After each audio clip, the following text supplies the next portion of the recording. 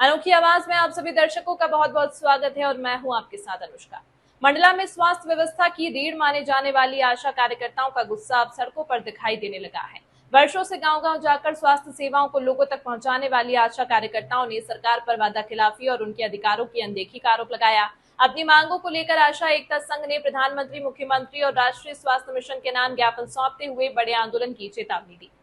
हाथों में ज्ञापन और आंखों में नाराजगी लिए आशा कार्यकर्ता अपनी पीड़ा प्रशासन तक पहुंचाने पहुंची। उनका कहना है कि सरकार लगातार उनके कार्यों का दायरा बढ़ाती जा रही है, लेकिन मेहनत के अनुरूप ना तो सम्मान मिल रहा है और ना ही उचित भुगतान।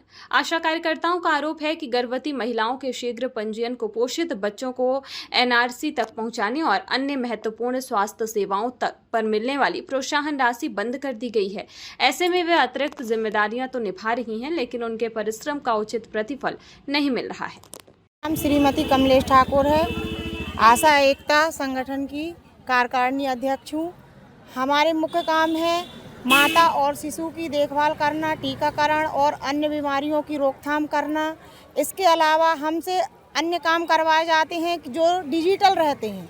डिजिटल काम ना हमें मोबाइल दिया गया है, ना कि हम लोग को उसका कोई रिचार्ज वाउचर दिया जाता है कि हम आशा अगर मोबाइल से काम करें तो रिचार्ज करवा सकें। इसके रहते अन्य हमारी जो आशा बहनें हैं, किसी के पास एंड्रॉयड मोबाइल नहीं है तो वो हम काम कर नहीं पाते और हमको जो किसी विभाग से काम नहीं बनता है वो काम सारे आशा को दे दिए जाते हैं। यहाँ तक कि जो प्राइवेट संस्था वाले रहते हैं सभी आंगनवाड़ी में आ जाते हैं और आशा से अपना रिकॉर्ड मांग के वो काम पूरा कर लेते हैं। उसका हमें आशा को कोई भी भुगतान नहीं दिया जाता।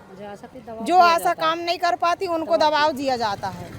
मेरे मतलब ये है कि अगर सरकार काम करवाती है तो भुगतान करे। हम आशा बहनें किसी भी काम को मना नहीं करते। समस्या होने के बावजूद भी हम इतने सक्षम रहते हैं कि हितग्राही तक पहुंचकर उनका पूरा काम करवाते हैं। माता और बच्चे की देखभाल करते हैं और बीमारियों की भी देखभाल करते हैं समय समय पर। और अन्य काम भी बाहरी जो ग्राम पंचायत से दिए जाते हैं या जो पोर्टल में काम आते हैं वो भी करना पड़ता है, क्योंकि हम ग्राम के सभी हितग्राहियों के स्वास्थ्य की रक्षा करना चाहते तो काम करने को आशा मना नहीं करती। पर हमें सरकार से यही उम्मीद है कि आशा के जितने काम हैं उसका तो पूरा भुगतान किया जाए। हमको कह दिया जाता है कि पोर्टल में भुगतान राशि ही नहीं है, तो क्या मध्य प्रदेश सरकार आशाओं का बजट पर्याप्त नहीं दे पाती है? क्या वहाँ से ऊपर से बोलते हैं कि बजट है पर जिले से नहीं हो पाता है? तो हमें इसका मैटर समझ में नहीं आता है कि कहाँ से हमारा आके और कहाँ रुक जाता है और कहाँ वो पैसा खत्म हो जाता है। आशा तक पहुँच ही नहीं पाता है हमारे काम का पैसा।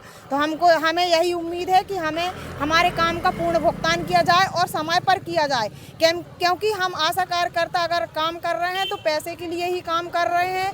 हमारी कुछ बहनें ऐसी हैं जिनका परिवार उसी से चलता है, तो हम 2-2, 4-4 महीने जब भुगतान नहीं होगा तो फिर हम अपना परिवार चलाने में सक्षम नहीं रह पाते हैं। और कई आशाओं की मानसिकता भी बिगड़ जाती है कि पैसा नहीं मिल रहा, हम कैसे काम करें। क्योंकि अगर एक डिलीवरी केस लेके जाते हैं तो एक बार उसको एडमिट कराने जाएं, फिर देखने जाएं, फिर बच्चे को टीका लगवाने जाएं, फिर छुट्टी कराने जाएं। दूर से हमारी बहनें आती हैं, उसी में जो हमें 300 रुपये दिया जाता है वो तो उसी में खर्च हो जाता है। इसीलिए उम्मीद है कि हमारा कटौती ना किया जाए, समय पर भुगतान किया जाए। हमें हड़ताल करने की आवश्यकता नहीं पड़ेगी अगर हमारा ऊपर से विधिवत भुगतान किया जाएगा तो। कार्यकर्ताओं ने सरकार को वर्ष 2023 में किए गए उस वादे की भी याद दिलाई जिसमें मानदेय बढ़ाने की घोषणा की गई थी। उनका कहना है कि घोषणा के 3 वर्ष बाद भी यह वादा धरातल पर नहीं उतर पाया है, जिससे प्रदेश भर की आशा कार्यकर्ताओं में भारी नाराजगी है। संघ ने मांग की है कि बंद की गई प्रोत्साहन राशि तत्काल बहाल की जाए, मानदेय में वृद्धि की जाए और भुगतान व्यवस्था को पूरी तरह पारदर्शी बनाया जाए। साथ ही चेतावनी दी गई है कि यदि जल्द ही उनकी समस्याओं का समाधान नहीं हुआ तो प्रदेश भर में व्यापक आंदोलन शुरू किया जाएगा, जिसकी जिम्मेदारी शासन प्रशासन की होगी। नाम राधा शर्मा है, मैं जिला अध्यक्ष आशा एकता संघ बमनी ब्लॉक से हूँ, जिला मंडला। हमारी समस्याएं तो शुरू से लगी हुई है, लेकिन फिर भी काम का बोझ इतना रहता है कि हम काम को टालना नहीं चाहते। जैसा कि हम पहले भी सोचे थे कि एक बार हम ज्ञापन दे दें, सारे लोग इकट्ठे हो गए, लेकिन हेड काउंट सर्वे बीच में आ गया। तो हम सर्वे करने के कारण सर्वे करने के कारण हमने पहले अपने काम को प्राथमिकता दी और हम सभी बहनें हमेशा अपने काम को पहली प्राथमिकता देते हैं, उसके बाद अपनी मांगों पर जाते हैं। लेकिन अभी इतना ज़्यादा हो गया कि हमारा वेतन कुछ महीनों से क्या वर्षों से कटौती की जा रही थी। कहीं सॉफ्टवेयर में दिक्कत है तो कभी आईडी नहीं बनी, कभी कुछ नहीं हुआ, ऐसा कहकर हमें टाल दिया जाता है। हमें पूरा वेतन नहीं दिया है, वेतन तो मिलता ही नहीं है, जो हमें भुगतान मिलता है, इंसेंटिव मिलता है, वो हमें पूरा नहीं दिया जाता। तो उस कारण से सभी बहनें परेशान हैं। और अभी की बात करें तो मोहगांव ब्लॉक में दिसंबर, जनवरी, फरवरी का कोई इंसेंटिव राशि नहीं आई।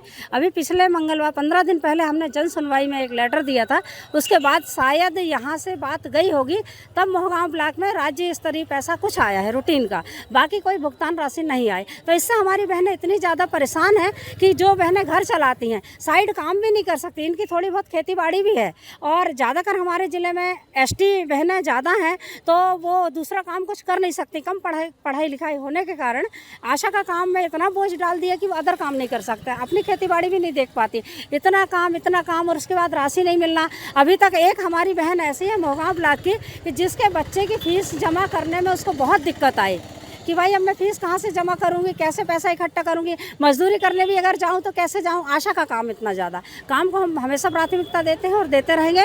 लेकिन हमारे माननीय मुख्यमंत्री जी से, प्रधानमंत्री जी से यही उम्मीद है कि जो आशा की जो उन्होंने घोषणा की थी, एक वो बात भी है कि शिवराज चौहान जी ने, माननीय मुख्यमंत्री जी ने घोषणा की थी कि 1000 रुपये प्रतिवर्ष आशा का और आंगनवाड़ी का बढ़ाया जाएगा। आंगनवाड़ी का बढ़ गया है, आज वो 17,000 18,000 रुपये पहुँचने में है, लेकिन आशा कार्यकर्ता जिसे स्वास्थ्य विभाग की रीढ़ की हड्डी कहा जाता है, वो वहीं के वहीं हैं और बल्कि उनकी राशि काटी जा रही है। जो भुगतान पत्रक जो हमारे इंसेंटिव लिखे गए हैं उसमें राशि की कटौती की जा रही है। अभी अप्रैल माह से शीघ्र पंजीयन का जो हमें राज्य और केंद्र से 200 रुपये की राशि दी जाती थी कि हम शीघ्र पंजीयन करते हैं, तो वो राशि भी अप्रैल माह से बंद कर दी गई है। हमारा यही निवेदन है कि वो राशि हमें शीघ्र प्राप्त की जाए, क्योंकि शीघ्र पंजीयन ही हम समय पर नहीं करेंगे तो महिलाओं को फॉलिक एसिड और पूरी जाँच कैसे कर पाएंगे।